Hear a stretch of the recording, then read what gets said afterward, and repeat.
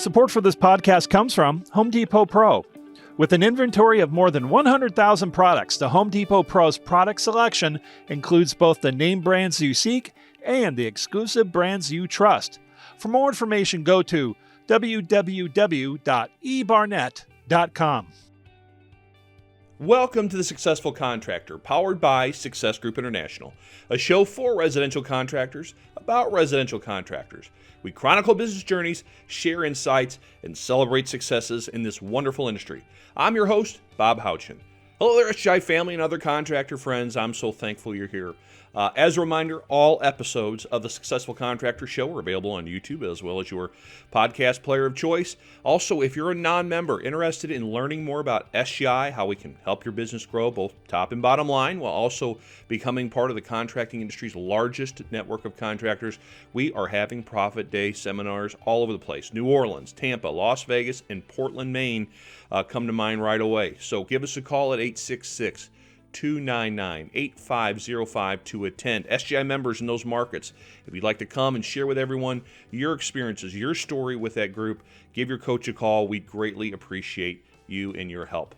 Today's show is another SGI Monthly Member Discussion. These are interactive, live programs where I interview SGI members on a particular topic.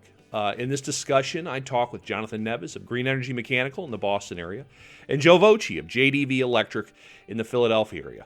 The topic of today's discussion is growth, namely how these two gentlemen went from small, kind of single-man companies to medium-sized companies that they are today.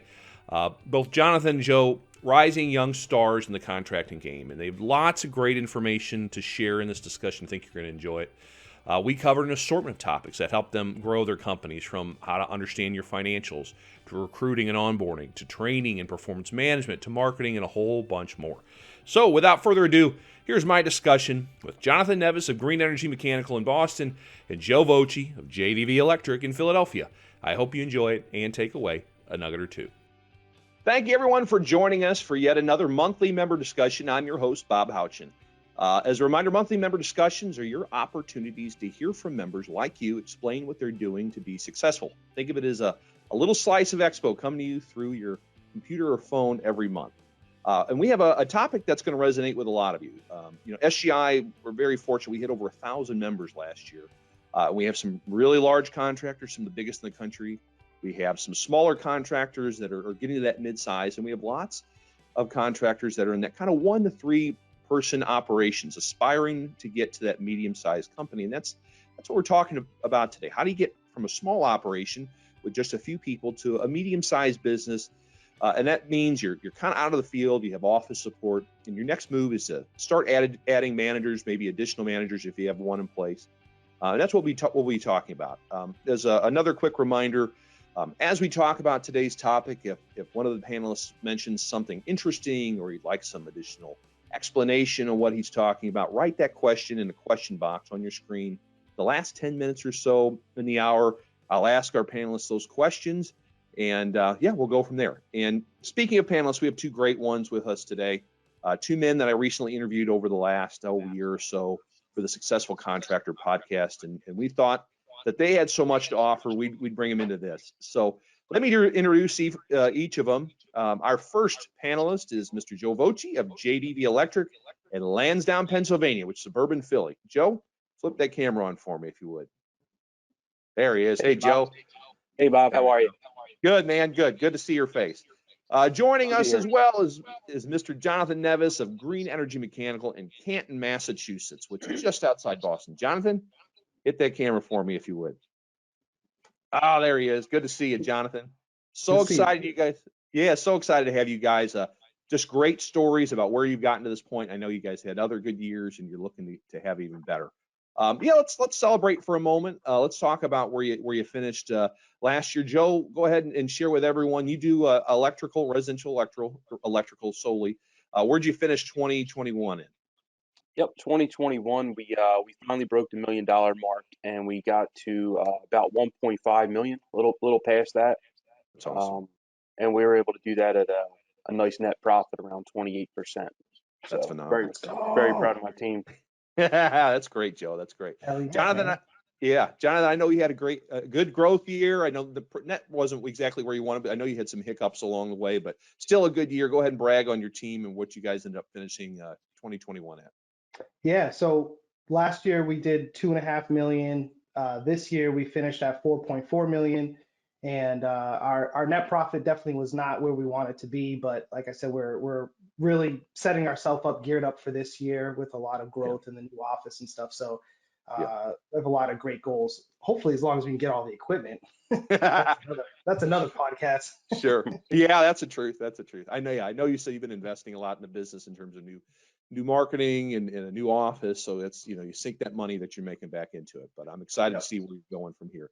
Excited to hear what both of you have on this really great topic.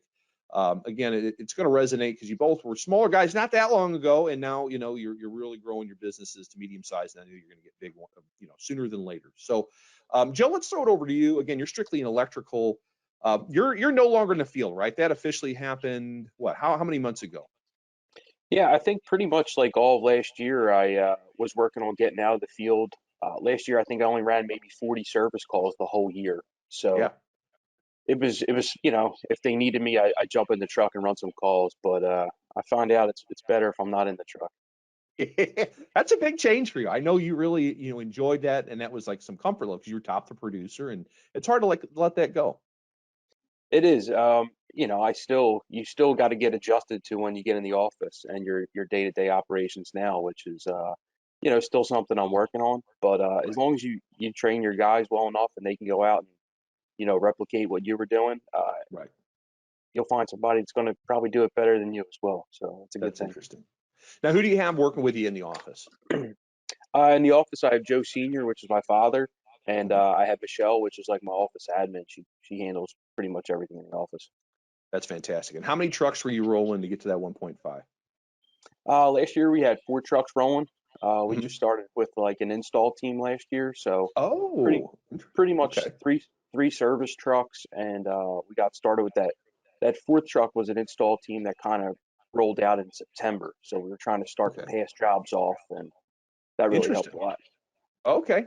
Just younger techs or people that just don't want to do the sales stuff, or how are you using that position?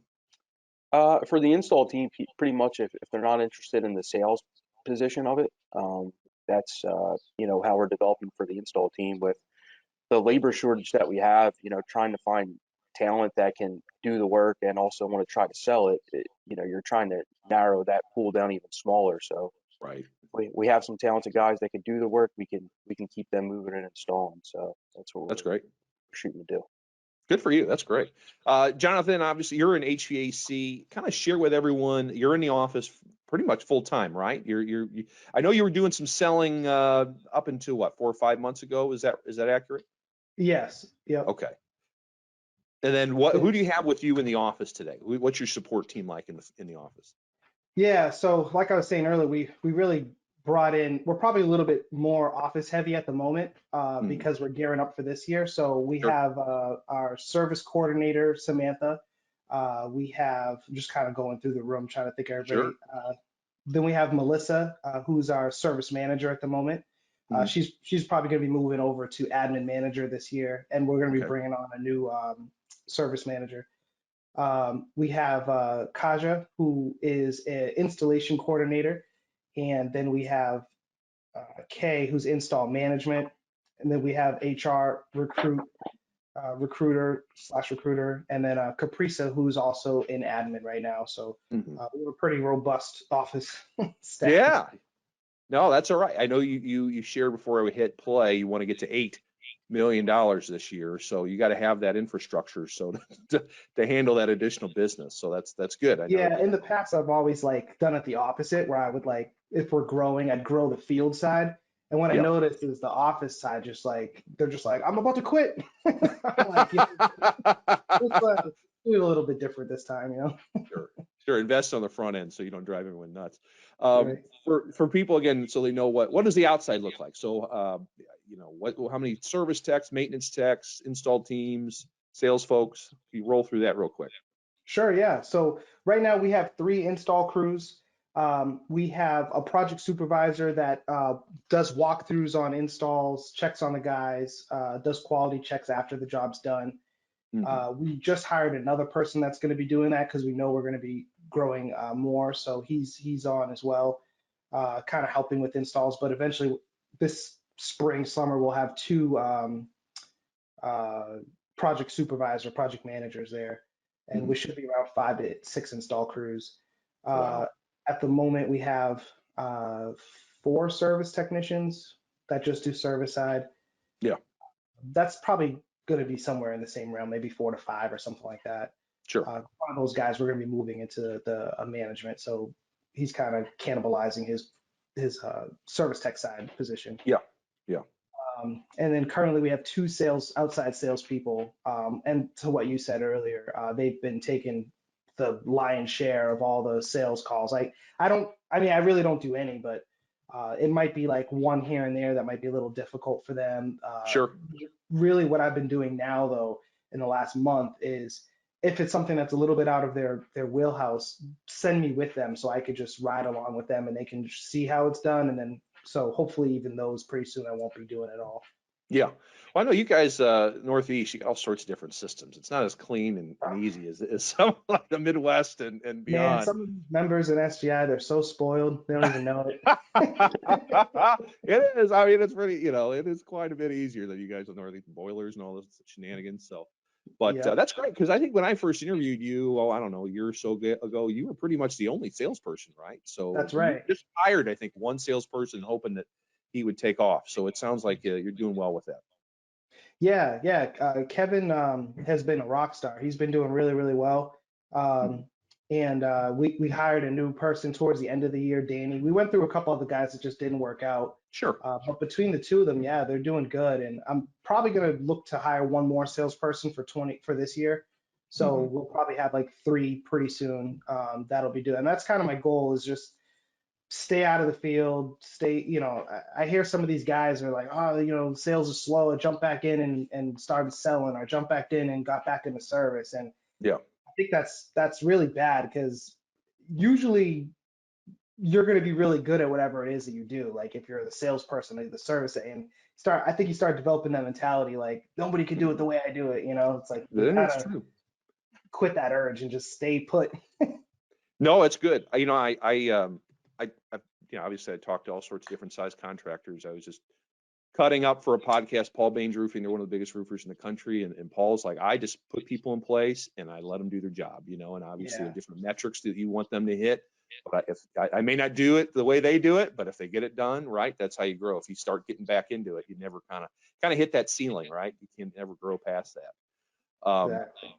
Real quick change of pace. I think a lot of times, especially smaller contractors that maybe 1 to 3 trucks based on the trade, they don't immediately add staff because they're kind of afraid of the cost, right? Overhead of someone answering the phone, or the cost of hiring another tech or salesperson and worrying that they don't have enough calls. But when people understand their numbers and they can see they can afford that, they can see that they have the call volume to support it.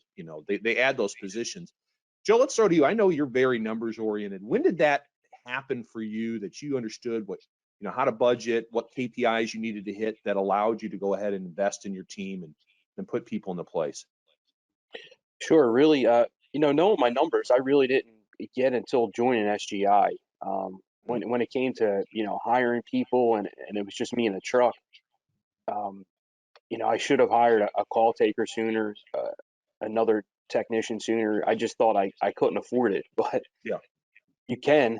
You just gotta, find a way, and then once revenue increases, you can definitely afford it.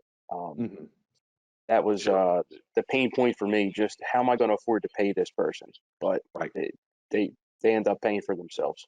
Sure, especially when you're priced right. That's a big part of it as well. Absolutely.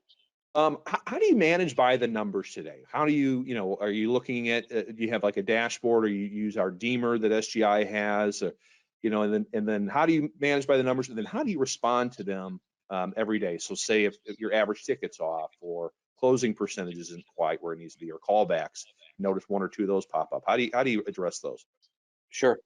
So we set metrics for each technician for, a sales goal and as well as like a revenue goal. With an install team now, we kind of have a higher sales goal. Right. So we're looking for a technician to sell roughly like 60,000 a month, and that same technician to probably install between 20 and 30,000 a month, and trying to pass the rest off to the install team. Okay. If we see that, average ticket is slipping, or we're looking at conversion rate, we're obviously, trying to see what types of calls they were on to see if there was, what could have happened where they could have converted it different. Did they offer enough options? Hmm. Were they just going for a home run type of deal and not offering the customer the best solutions? That happens Right. sometimes. Sure. So it's really just making sure you're reviewing that with your technicians to help them, get on the right path to making that self-correction. Sure.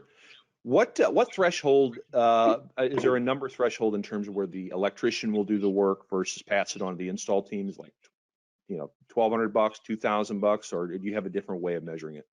Yeah, we just started with that, and we're looking at $2,000 as kind of our Yeah. threshold.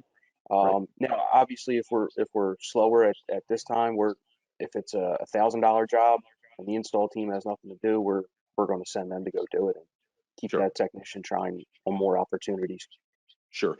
Are there any kind of metrics you're going to use to keep an eye on the productivity of your install team, whether it be hours to install particular jobs? It should take X, or how are you going to kind of keep them to make sure they're doing what they need to be doing and not taking too long to do X, Y, and Z at home? Yeah, that's a good question. So, I mean, obviously on the P&L, I check my labor every month to make sure I'm running where it needs to be there.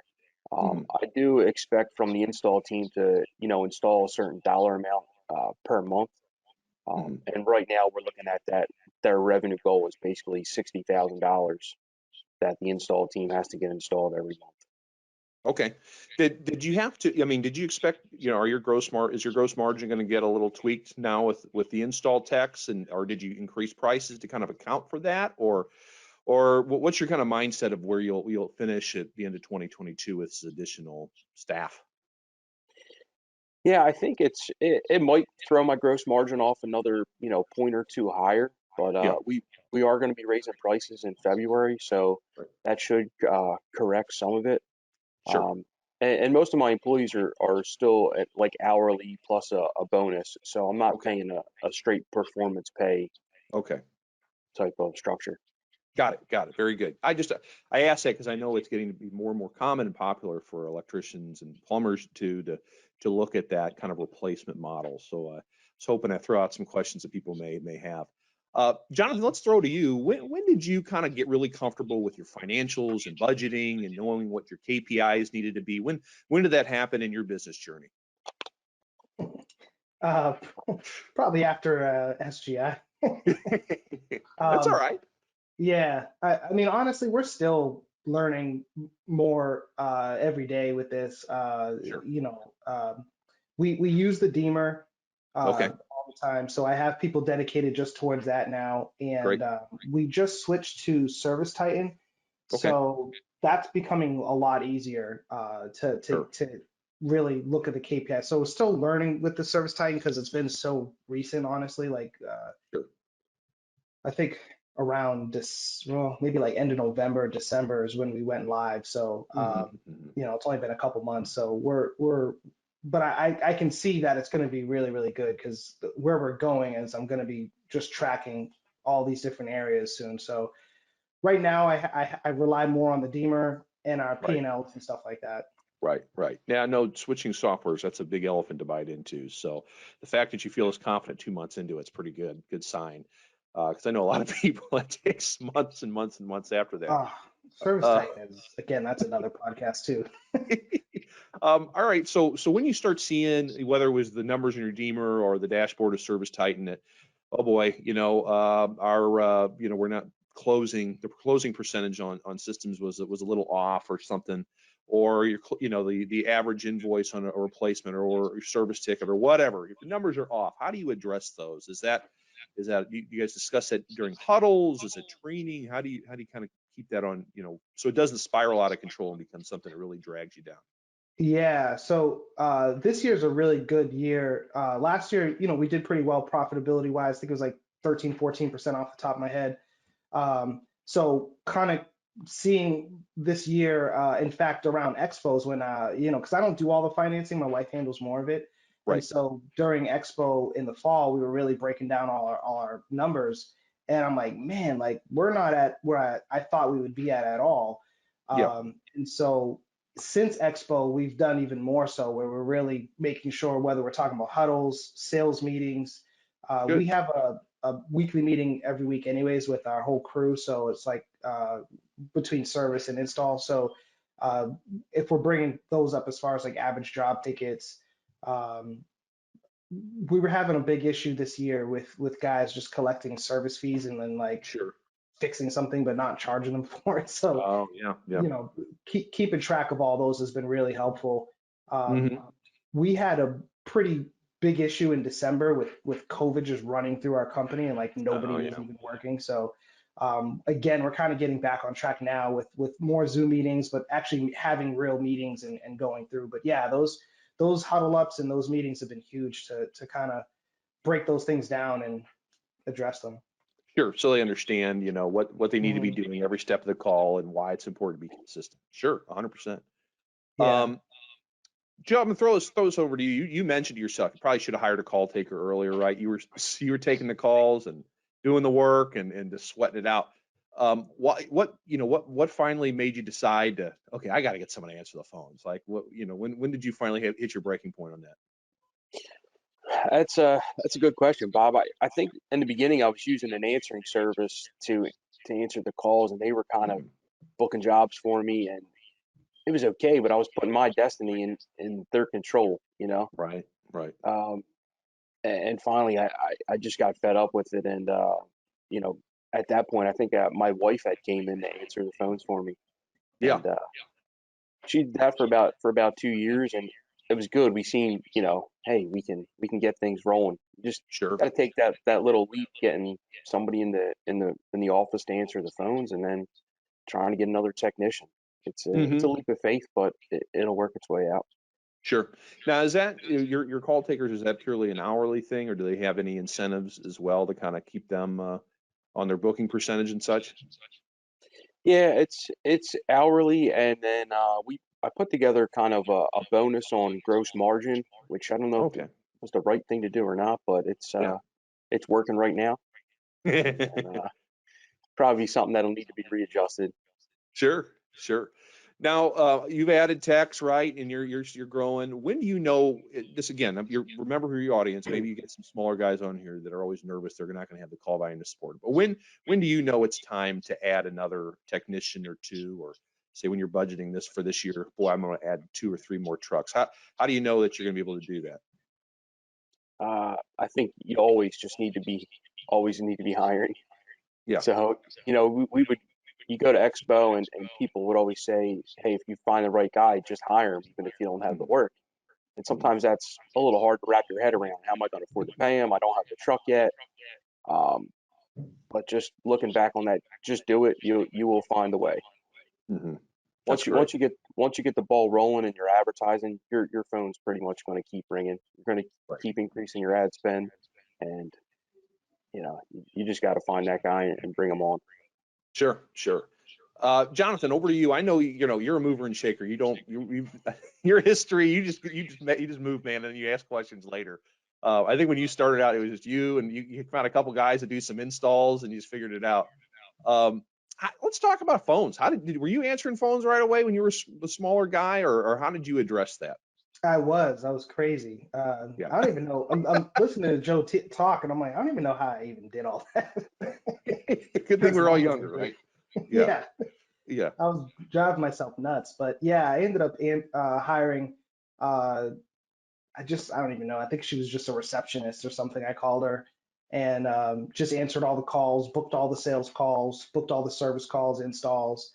Yeah, Um, I didn't really think about the money. yeah. Joe seems to be a lot more methodical when it comes to, understanding from that point of view. For me, Sure. you put it perfectly. I'm kind of more like, I was even talking to my wife this morning about it, and I'm like, I think I was the only employee here for like 2 weeks when I started. I was just Yeah. like, I never even did install. I was a service tech, and so Right.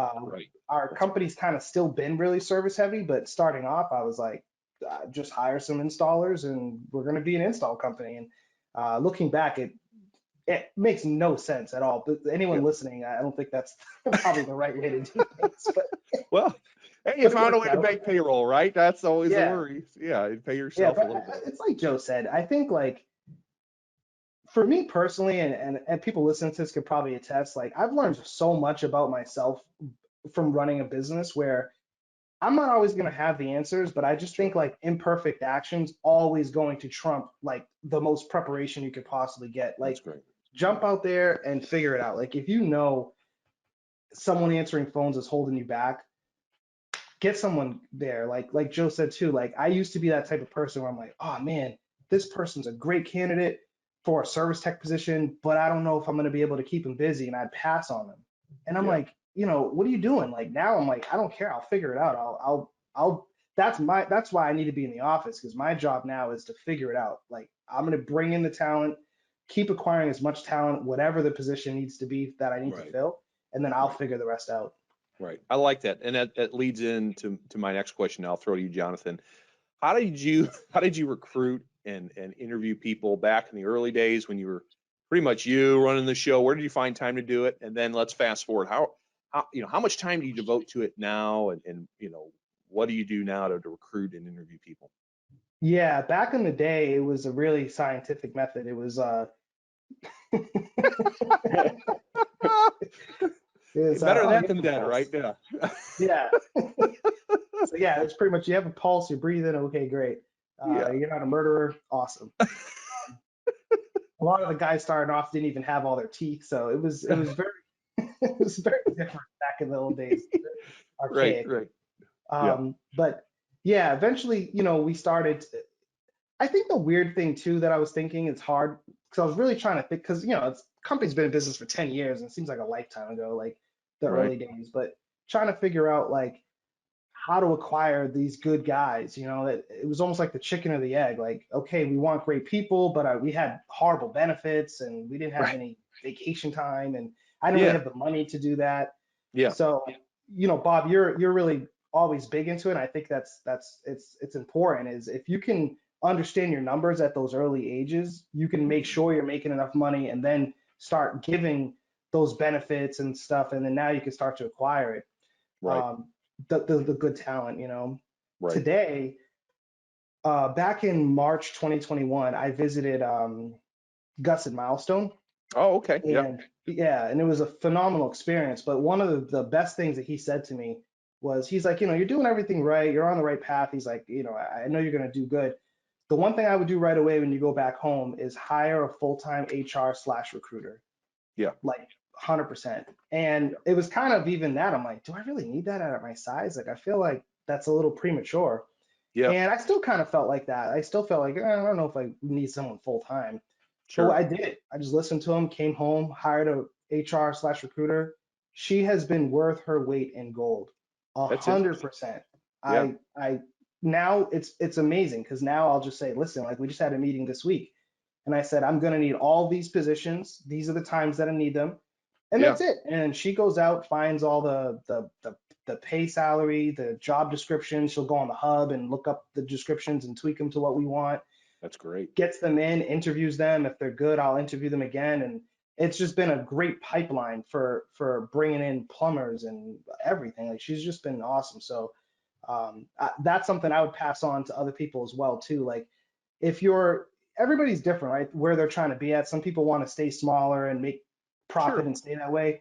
You can probably tell from hearing me, I'm like really addicted to growth and very ambitious. So if that's what you're looking for, I think you need to get the right people in those places in order to do that. What were you at that time? So you said that was early last year. So let's see, 2020, you did what? $2 or $3 million. So you weren't a huge 2.5. So, good size, but not gigantic HVAC company by any means, but you made it work where you could afford to pay her. Yeah. Like Joe said, just like figure it out, and, and then now I can see it's a really integral piece for us to hit that 7, 8, 10 million, where we're trying to get to, for people that are watching and again are intrigued by that, what it kind of, how do you incentivize her to hit those positions? Can you give us any insight on that?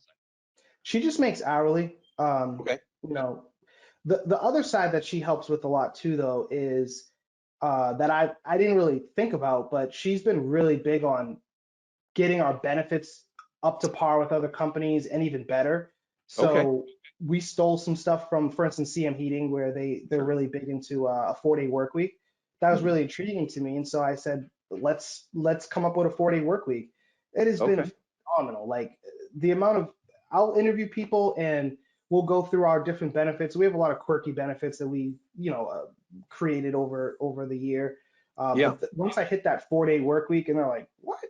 Yeah. Usually that right there is what gets them. So I didn't really think about it being a piece to like bring on new talent, but it's Right. been amazing. So How do you work that then? I mean, you just stagger them so you cover Monday through Friday, or do you still do Saturdays, or how do how do you manage that? we haven't started doing weekends yet, but I really want to get to that point. But right now we have one crew that works Monday through Thursday, and then the other crews work Tuesday through Friday. And Wow. that Okay. way our meetings are every Tuesday, and so that way nobody misses them. And one thing that we did different than CM Heating, that we did way better than CM Heating, is little shot at John, Yeah. is we actually have it in our office as well. So our whole office staff is also staggered, and Wow. that's been really good for like burnout. I noticed the guys are coming back way more rejuvenated. We had a ton of call outs every week. Every Monday, Sure. it just seems miraculously everybody's tires go flat and, you know, get Boy, sick. Mondays are So, bad for tires. Yeah, I've heard that. Yeah. yeah, so yeah, it's been really good. So that's like one of the pieces that I've seen, like for instance, one of the things I think we're going to be coming up with soon is mental health days. We're going to bring on a couple mental health days a year as just, you could just say, hey, I just need a mental health day coming up, or it Right. might be, whatever. But just really trying to be more focused on the employees. But I've noticed as far as growth, it's really helped to just, when people are hearing these different things they don't hear anywhere else, it's like, wait a minute, you Right. got mental health days and 40 work weeks. And, Yeah. That's great. That's very interesting. Very good stuff. All right, Joe. Let's kind of let's start off again. What do you do for recruiting today to find electricians? I forget what are the laws in terms of Pennsylvania? Can they work under your license, or do they have to be licensed? I can't recall. Yeah, Pennsylvania, we don't have a state electrical license, Okay. so Right. it's tough to find guys because you don't, you got to put them through the ringer a little bit when you bring them in to see exactly what they can do. So Sure. Sure. So do you hire? I can't, and I apologize. I know I've talked to you about this before, but I can't remember off the top of my head. Do you bring in many experienced guys? Or you prefer greener guys? I think what's working for us right now is guys like in their late 20s, middle 20s, Mhm. that are hungry, want to work, and if they have a couple years of experience, we can work with that and train them a Yeah. little further.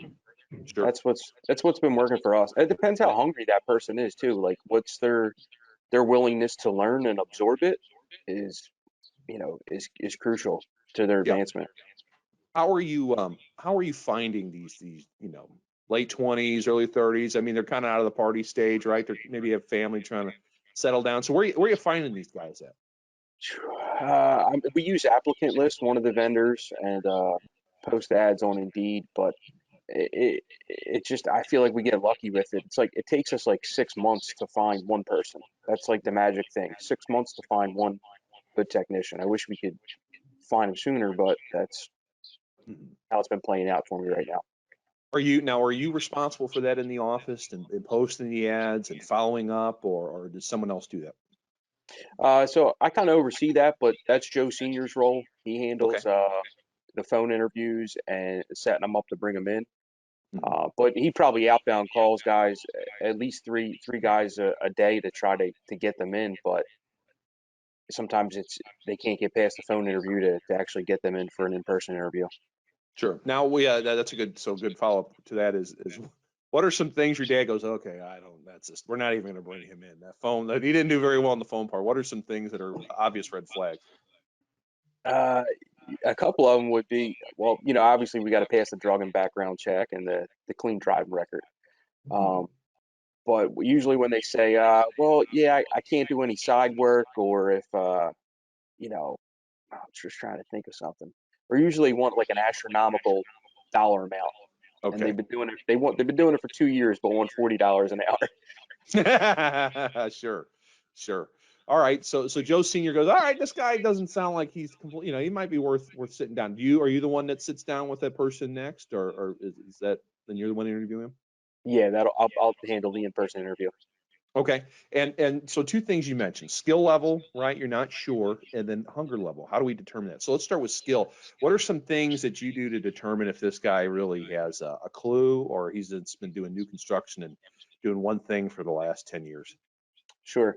He could have 10 years experience, but 1 year repeated over and over again, right? Right. So, we have a short 20 question test that's just on the code to see exactly what he knows. Okay. So I'll have him fill that out kind of like before the application. So then I can Okay. review that while he's filling out the job application. Mhm.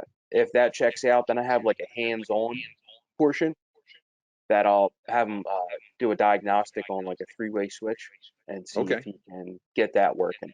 So that kind of gives Okay. me, see if he knows some theory as well as working with the hands. Right. 100%. Now, hunger, boy, that's even harder. How do you, what do you do in your interviewing to kind of determine, whether someone's really hungry or they're just looking for kind of a job and, they might show up, they might not show up. How have you determined that? Sure. I mean, if he's on time for the interview, that's a good first sign. If he's on time or early, uh, Sure. and then just through a series of questions, if he's got a family, if he's got kids, if he's wanting to advance his career, Yeah. um, they're usually some indicators. Or just talking about life experiences with him. If Sure. he decided he wanted to go to the trade school right out of high school, and he put himself through that, that's Yeah. usually a good sign that he's motivated. Right. Right. Now, do you have, again, for everyone, do you have any apprentices that you have also kind of riding along or no? We have one apprentice right now. Okay. We brought him on board in July of last year. Okay. Very good. And he's just we're rotating with the different guys and kind of learning at this point. We've paired him with our lead installer, so Okay. that apprentice kind of makes up the install team with the lead installer. Oh, okay. That makes sense. So Now, we want to make now, sure he can do the hands-on work before trying to advance him more. sure. Now, and when you brought him on, was there an expectation that he might eventually get into? Did he show any interest in potentially selling at some point, or does he seem more comfortable in the just doing the work and doing a good job with that? Yeah, I think his role is probably going to be an installer. I don't think he Okay. would be cut out for selling, but he could definitely be an installer.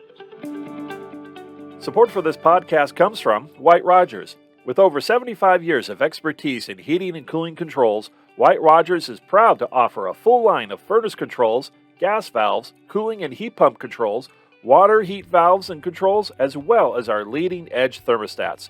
For more information, go to climate.emerson.com. Welcome back to the show. I'm talking to the Jonathan Neves of Green Energy Mechanical in Boston and Joe Voci of JDV Electric in Philadelphia. And we're talking about growth, specifically how these small operators have turned into mid-sized companies. So let's jump back into our conversation with Jonathan and Joe. Let's talk a little more training. Now, Jonathan, let's throw back over to you, get you back involved. You said you implemented a lot more training this year. I know that was something you weren't as religious about it at first. Maybe again, kind of just explain what your training schedule is for everybody. I mean, that's how everyone's production level goes up, right? So make sure with your training. So kind of talk what you do with your sales. Let's start with your sales team. How do you work with them, or how you get them trained up? Yeah, so we meet every Tuesday. We go over anything that came up from the week before. We also have videos that we'll do from SGI, so we'll look at a lot of like the perfect sales calls, and Esti's really good at like sending videos that we can see and stuff. Yeah. Sometimes she'll come on and we'll do trainings with her, like role playing training and stuff. So that's been great. Good.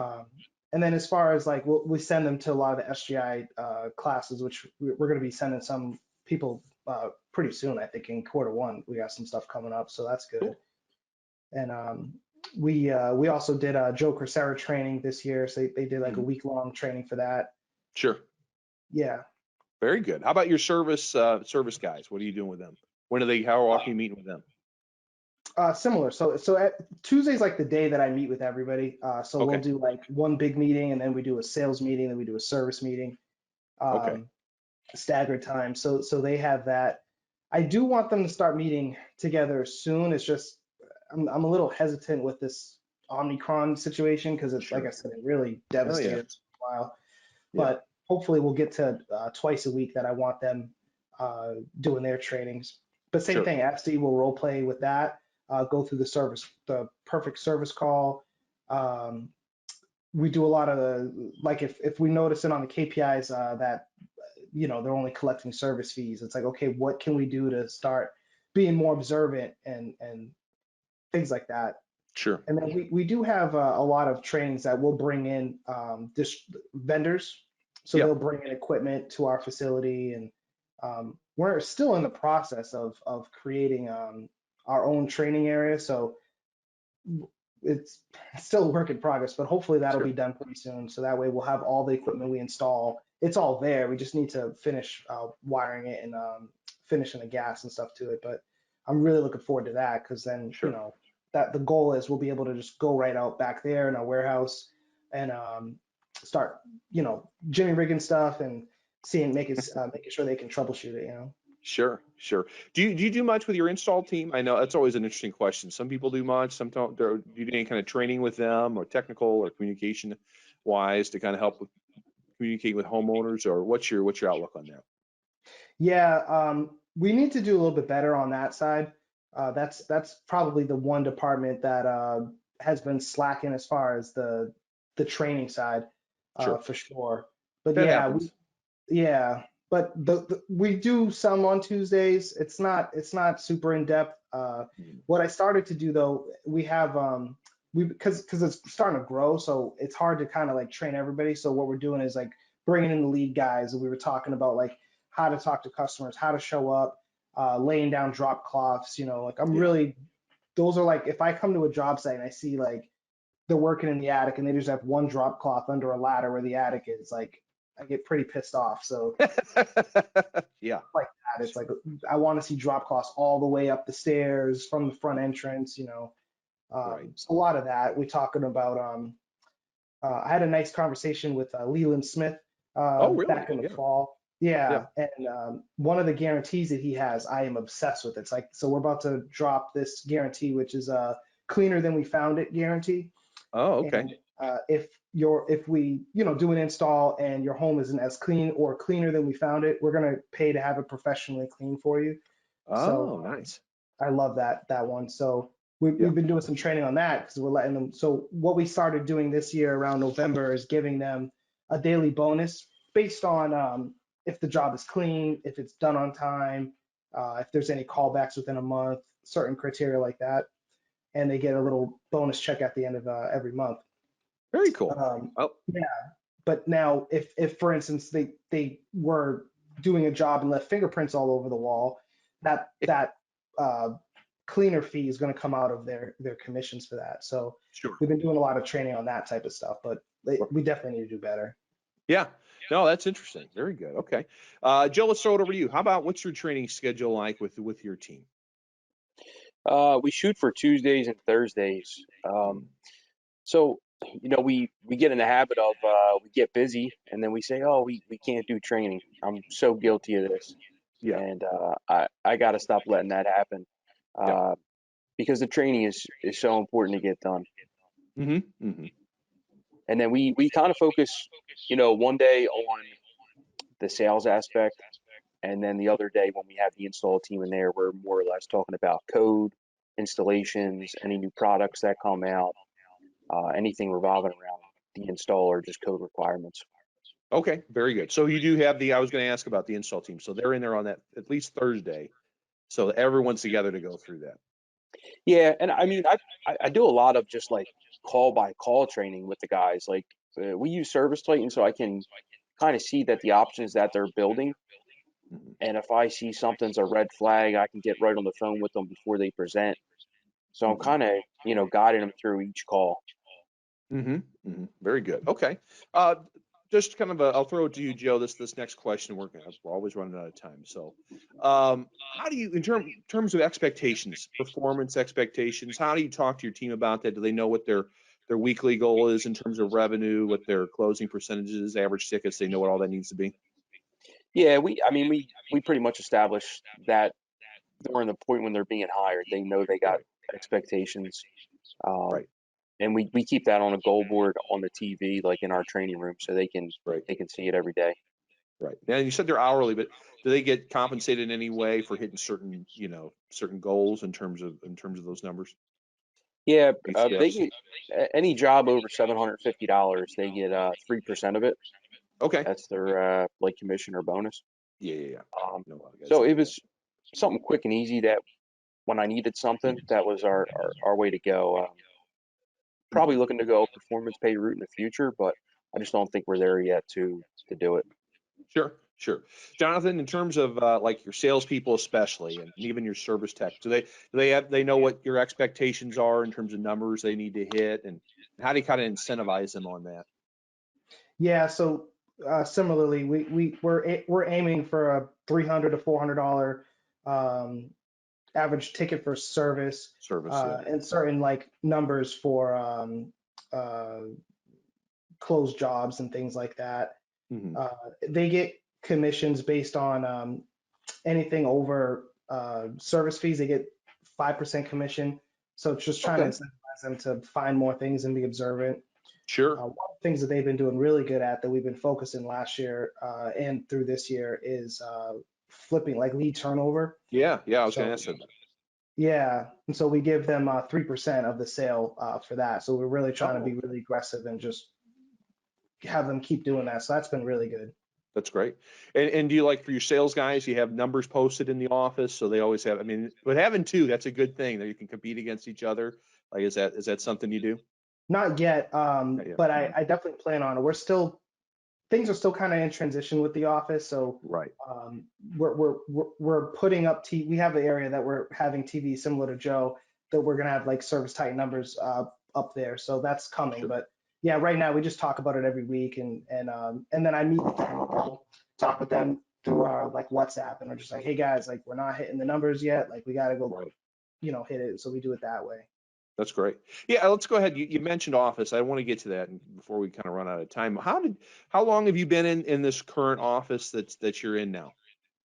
Since May, June, about Mayish, June-ish time of 2021. And you went from how many square feet to what are you at now?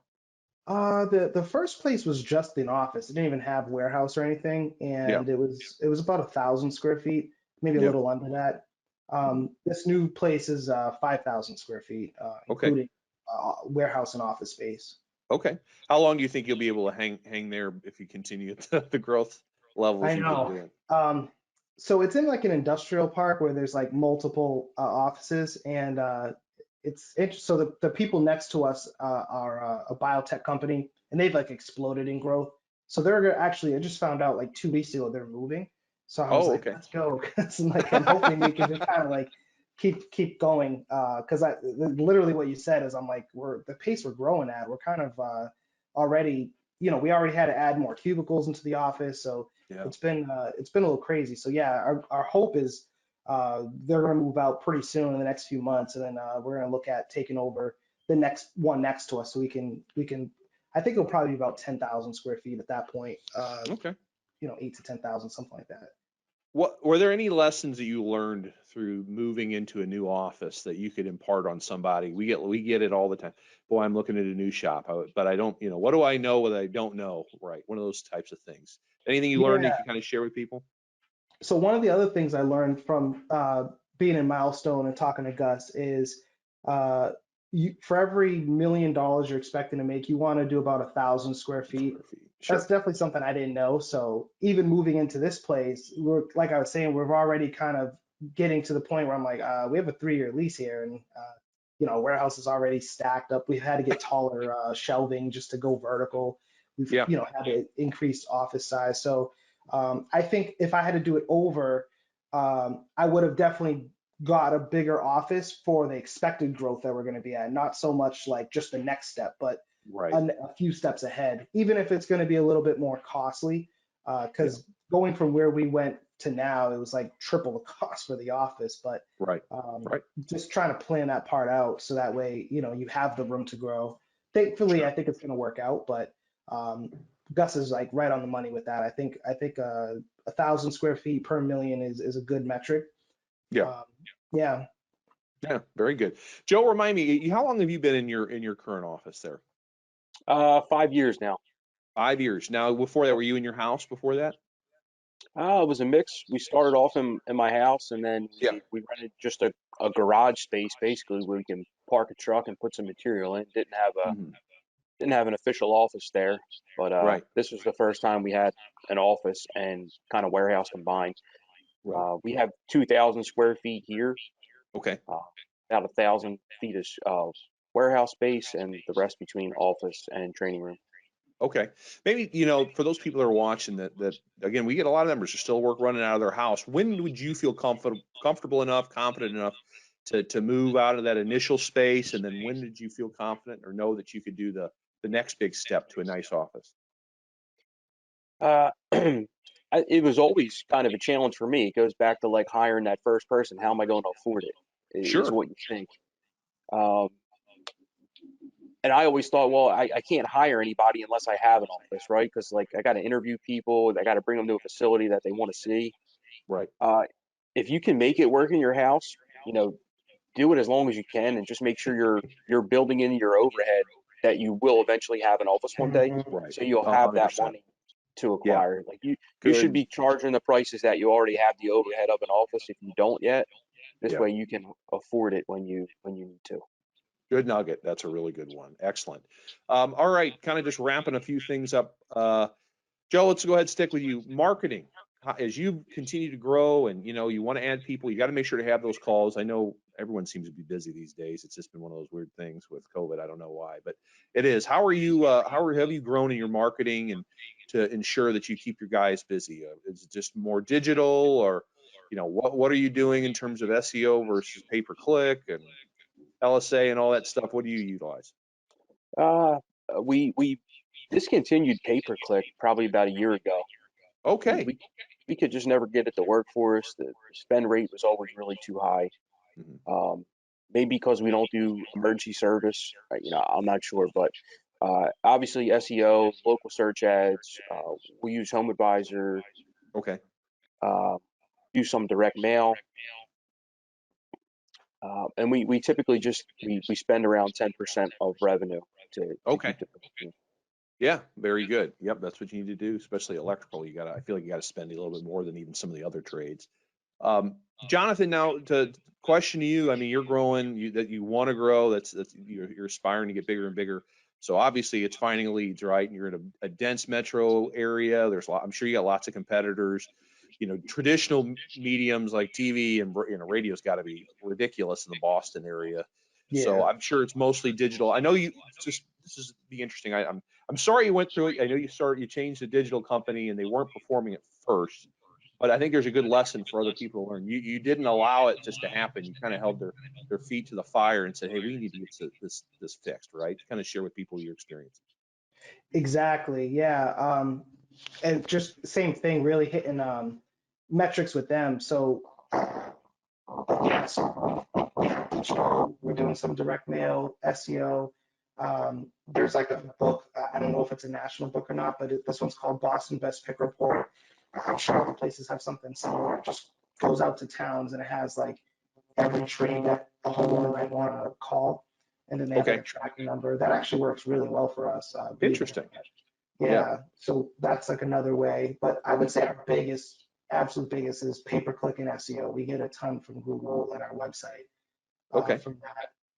But yeah, it was just really like I reached out to the owner of Rhino directly and just was like, listen, I'm in a lot of the different Facebook groups that he's into. So I think I'm sure that he wants to make sure, he doesn't have like unhappy customers like spreading info. So I'm like, listen, I had huge expectations. I've had meetings with him personally before, and I'm like, and we have really strong growth strategy that we're looking to hit, and numbers we're looking to hit, and this is a big piece of it. So so now it's good. Actually, right before this call, that's literally what I was doing, is on the phone with our new account manager and really going over it. And so yeah, definitely digital is probably our biggest avenue right now.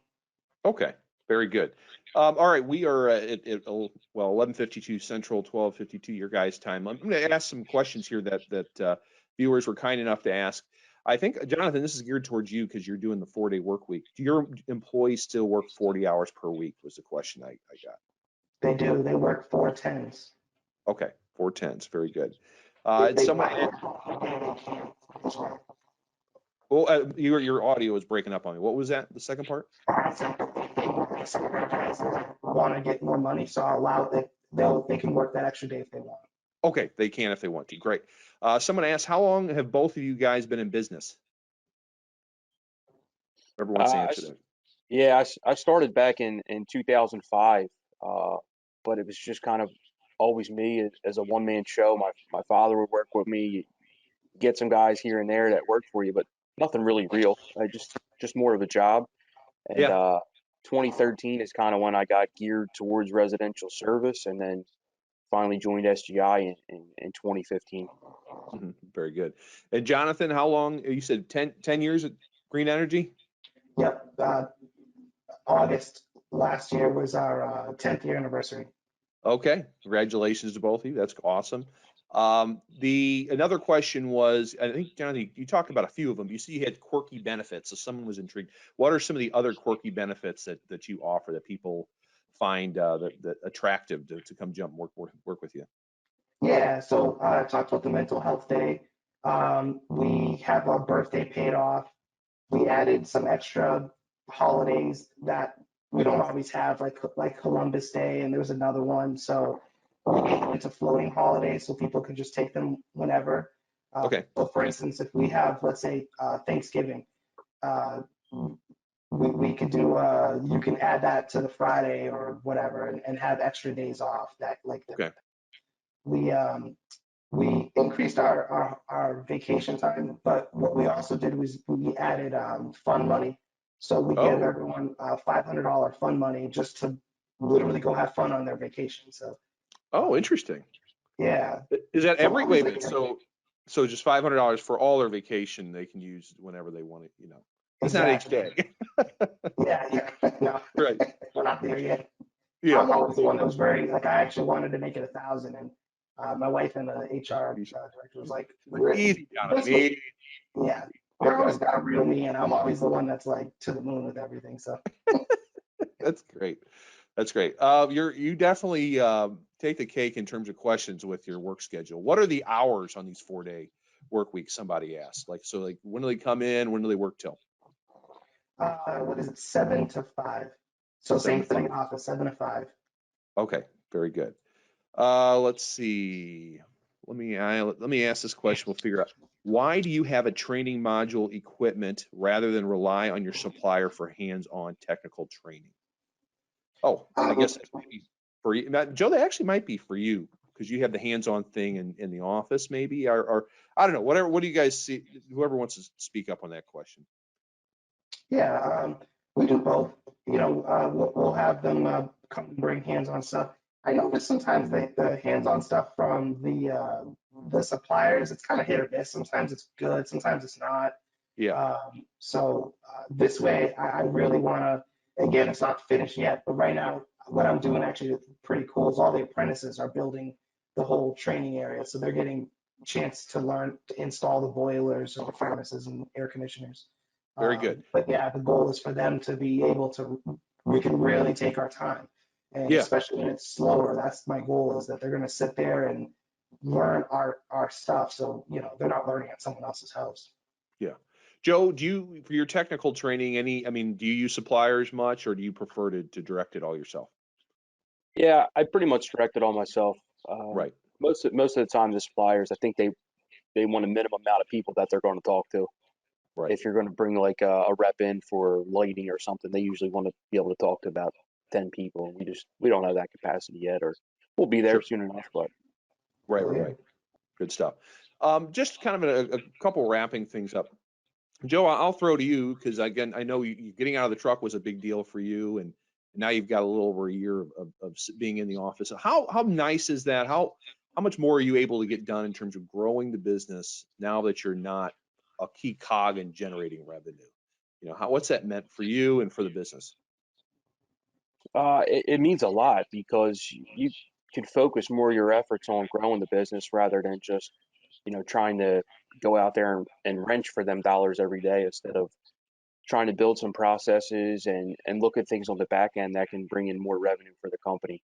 Right. So, Jonathan, kind of same question. How is it now getting out of sales and trusting your team to do what you expect them to do and not jumping in there the minute these things get a little screwy? What's that meant for the business and being able to direct it and grow it? Everything. Without, I don't think even to the growth we had this year, it'd been impossible if I didn't, and so I see that now. My job is to say yes and no to people and to bring on the talent and to make them as successful as I possibly can. That's all my job is now. That's great. Okay, very last question to each of you. Joe, what advice might you give to, say, an ESI or a PSI member, because the models are kind of similar, right? That was just one or two guys, and maybe think of where you were when you first started adopting the model. Anything you would share with him or her and how to get to where you are currently? yeah, if you're by yourself, make sure you know your numbers and you're priced right, Mhm. and don't sell yourself short on anything of that. And if it's just you in that truck and you're running the service calls, make sure you know how to run a service call perfect. Yeah. So that next guy that you hire, you can train him and be ready to go. So priced right and make sure that you're running the service call the right way so you can train the next guy. Perfect. Good stuff. Jonathan, it's kind of the same question to you. Let's think back maybe 8, 9, 10 years ago, you got a couple guys installing stuff. You're just the service guy. Think of someone that's in your shoes, those shoes. What would you tell that person that, based on your experiences over the last 8 years, to help him or her out? I think what Joe said earlier is right on the money with being priced right, not even so much now, but in the future. I think a lot of guys get into that where they're like, oh, I would go out of my home and my office is from my house and my overhead's really low, so I can drop my prices. Yeah. Knowing what I know now, my MO would be, hey, listen, if you call, for instance, I mean, they can, but let's say you call some really big company in our area, are you going to have that owner come to your home and fixing your system and personally guaranteeing your satisfaction? Here at my company, I'm actually going to make sure. So don't be afraid to charge the numbers that you will be growing to, because now you'll be able to use that money to be able to get to those next places. I think for us, that was a really big problem where we just weren't priced right for years and we're just spinning our wheels. Like that's really until a couple of years ago when we met SGI. Yeah. I had to make a change because it just wasn't working. So if I could go back, that's 100% what I would do. Right. Good stuff. Great. Well, hey guys, Joe, Jonathan, I cannot thank you enough for taking some time out of your middle of your day. I know there's plenty of things you could do, and I just want to thank everyone that's viewing. I really appreciate your questions. As a reminder, this video will be available soon for SGI members on the Hub. Then several weeks later, it will be distributed through as an episode of the Successful Contractor Show, which is reminders on YouTube and your podcast player of choice. So again, thank you, everyone. Have a great day, and we'll see you next month for another monthly member discussion. Have a good one. Thank you. Yep. All right. See you guys. Take care. That's Jonathan Neves of Green Energy Mechanical in Boston and Joe Voci of JDV Electric in Philadelphia talking about growth. Thanks for joining us. If you feel like you have a great story worth sharing that would also help other contractors, email me at bhouchin@yoursgi.com. Also, if you enjoyed today's episode, if you're on YouTube, give us a like and subscribe. If you're on your favorite podcast player, leave us a 5-star review. And please join us for future episodes. It's my promise to you that we'll continue to interview successful contractors and other influential individuals in residential contracting. This has been The Successful Contractor, powered by Success Group International. Support for this podcast comes from Bradford White. Bradford White is a full-line manufacturer of residential and commercial water heaters and boilers. While being manufactured and assembled in the USA by American craftspeople, Bradford White's goal is to deliver high quality, superior products specifically built for the professional contractor. You can always count on the performance and reliability of our built to be the best products. Visit bradfordwhite.com to learn more. The Successful Contractor Podcast is part of the Success Group International family. SGI is the largest member-owned best practices organization for independent residential services contractors. SGI provides its members a competitive edge through proven proprietary management tools and expertise, marketing programs, training, and group buying power, along with a highly active and eager to help membership. For more information about Success Group International, visit www.yoursgi.com.